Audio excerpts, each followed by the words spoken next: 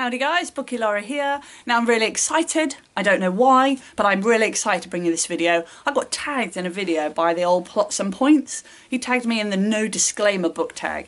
I don't know why, because, well, I suppose it's always nice to be noticed, isn't it? So getting tags is always nice.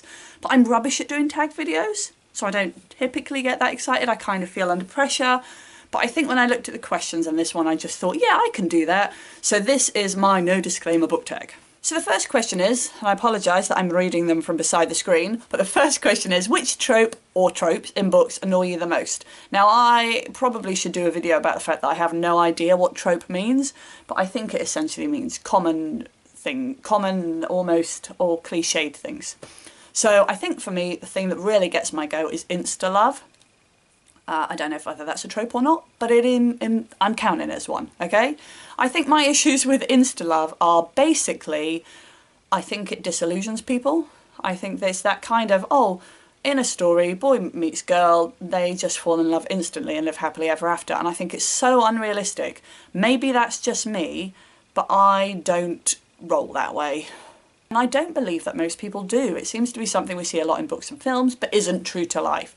So I think it's that I get irritated by it because it's so unrealistic and actually not fair. When young people are raised on that, they kind of think that's how they're going to fall in love, and it feels unfair. So question number 2, which writer or writers do you feel are overrated or are overhyped? Again, this is potentially a little bit unpopular opinion-y, but I'm going to say Tolkien. I mean, I tried to read Lord of the Rings. I've tried to read Lord of the Rings more than once, and both times I have despaired. It's not even like, oh, this isn't good, but I'll give it a whirl, I can keep going. It's every time I've tried to read it, I've got to a point where I've thought, I can't, my life isn't worth this. So I don't know whether I'm missing something quite significant or whether it's just overhyped. Sometimes I wonder whether it's just that I never get to the good bit, but I can't trawl through 1,000 pages of tat to get to the good bit. Oh, I just used the word tat to describe Tolkien. Moving on. Question 3. What are your least favourite books you've read since joining BookTube? All of this sort of literary fiction, if you watch my discussion video, those kinds of stuff, that the books that win awards, the books that sound really good and they're trying to give a really profound message, but actually I just don't get them. And quite often I hear them and people talk about them and they're really overhyped and I'll think, oh, this sounds incredible. And then I read it and think, but actually where's the plot? That seems to be missing for me. And the book that really springs to mind is Burial Rites by Hannah Kent. I think it's Hannah Kent.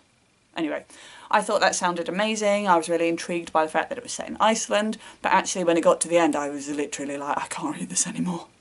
So I would think those kinds of books. And I used to read a lot of award books when I was younger. I don't think I ever got them, but I did. Question 4, a terrible ending that ruined an otherwise quality book. I think actually I see this a lot. I see a lot in books, science fiction books, where they've got a really quality concept, but then actually it just falls kind of flat. The one that springs to mind, possibly unfairly, is Chucky by John Wyndham. I think because the idea was just amazing that this boy is having conversations in his head with some sort of unknown creature, and then it ended with just a really long conversation between two people explaining everything away. And I think I always hate that, actually. I want to see a story come to life or reach a satisfying end. When it just ends with a conversation explaining stuff, it's a bit flat for me. Question 5, which fictional character do you wish were not killed off? I can't actually think of any that I would wish weren't. I think typically when it happens it's right for the plot, and I don't know that I'm that connected with a character. Okay, maybe Snape. Question 6, what are some of your bookish pet peeves? I don't know, to be honest. I mean, there's all the standard kind of dog-earing of pages and stuff like that, but I don't think I have any particular pet peeves. I'm quite accommodating. Whatever, really. Don't mess with my books, but, you know, read what you want, read how you want, read when you want. I couldn't care less. Question 7, what are some books you feel should have more recognition? I know I say this a lot, but I can't help but say Luke Smitherd books. If you haven't read any of his books, you definitely should. He is a brilliant sort of science fiction writer, and I think he just creates suspense really well and creates mystery really well. His most famous book is The Stone Man, which is a fantastic story, but then his one that I enjoyed the most was the Black Room series. I can't remember what it was called, but I think he writes a really strong concept and then develops that fully as well. It doesn't just leave you hanging, so read him. Kill Someone's really good as well. The Vigilante, that was really good. He writes a lot of good books and is sort of self-published and all that jazz. Question 8, what are your thoughts on censorship and banning books? I don't think you should do it. I mean, I suppose on the whole, the books that historically have been banned, it's been because somebody felt that young children shouldn't be exposed to that. And I think young children should be exposed to stuff and they should have the right to make that decision for themselves. Question number 9, the final one, who do you tag?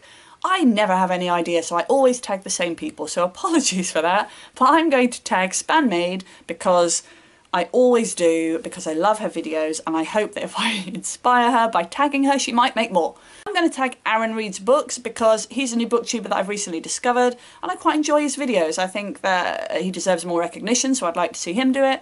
And who else shall I tag? And I'm going to tag Ollie Bliss because he should make more content. I feel like I always tag people just because I want them to make more videos. But what else can you do? Thanks for watching, guys, and I will see you next time. Bye bye.